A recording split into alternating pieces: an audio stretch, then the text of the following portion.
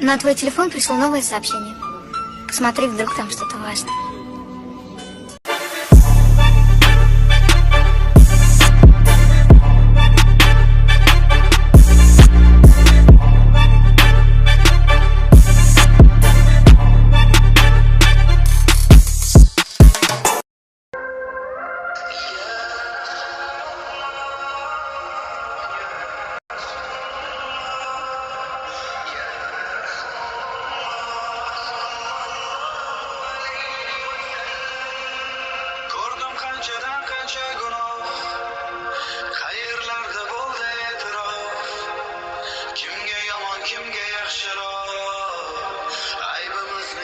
Что там, ближайший заказ?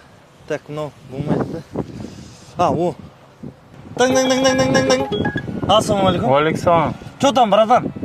Заказ. Куда? Сусамыр 51. Барасың ба? Почем? 1200. Пошел вы. Нет интернета. Так, кім бар так? А, о, міне, мал бар екен.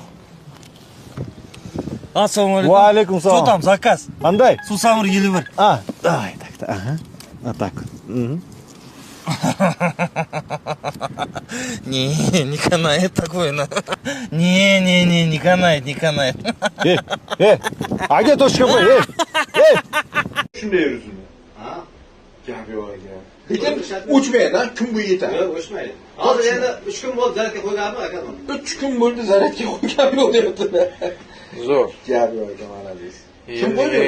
Quvvatli batalyapsiz. O'zi ustamisiz yo'q? Yo'q, usta emasmanda endi qo'ldan kelgancha qildik. Yo'q, qaysini usta ular bergandi, qanchasini tushunmaysiz. Ha? Uyda o'zim bo'laman. Kim biladi shuni deyman? O'zim bo'laman. Я сегодня узнал, что моя собака оказывается брезгливая. Смотрите, кушай. Видите, съел.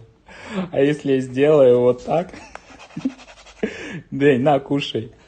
Видите, он не хочет есть. Кушай, Дэнни. И что мне делать с ней? Выкидывать? Ты куда под... Ты чего прикалываешься? Помыть надо. Mash'um zamonlarda vino zavodiga aylantirilgan masjid tarixiga yuzlansak, Kamina Dervish Not va men unutilgan tarix haqida hikoya qilaman. Namangan shahridagi Atoullaxon To'ra masjidi yoki Ota Valixon To'ra masjidi Sumalak Guzar mahallasi markazida, Uychi ko'chasida joylashgan. U Majzub Namangoniy qurdirgan ilk masjid o'rnida 1914-yili sodir bo'lgan zilzila va tasodifiy yong'indan keyin qayta barpo etildi. O'shanda homiylikni Majzubning nabirasi Imom Atoullaxon To'ra o'z bo'yniga olgan edi. 1915-yilning bahorida usta mulla Qirg'iz qurilishni boshlagan.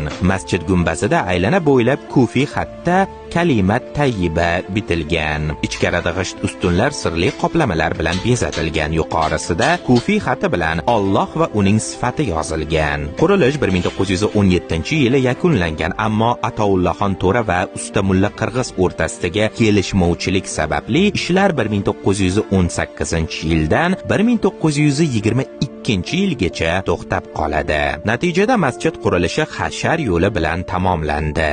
Biroq 1920-yillar oxirida Sovet hokimiyatining dinga qarshi siyosati masjidni nishonga oldi. Atoullaxon To'ra masjidi 1929-yili yopilib, omborxonaga, 1933-yili xotin-qizlar klubiga aylantirildi va hujralar buzildi. 1935-yili masjid Namangan shahar ijroiya komiteti qarori bilan vino zavodi tashkil qilish uchun ajratilib, unda 1980-yillar oxirigacha vino ishlab chiqarish yo'lga qo'yildi. Bu holat Stalinchilik siyosatining muqaddas makonga nisbatan tajovuzini yaqqol ko'rsatadi.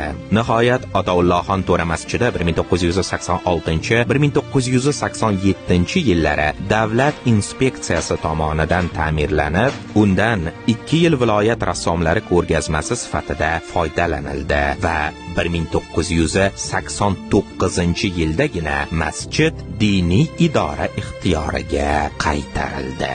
Tarixning boshqa unutilgan sahifalariga sayohat qilishni istasangiz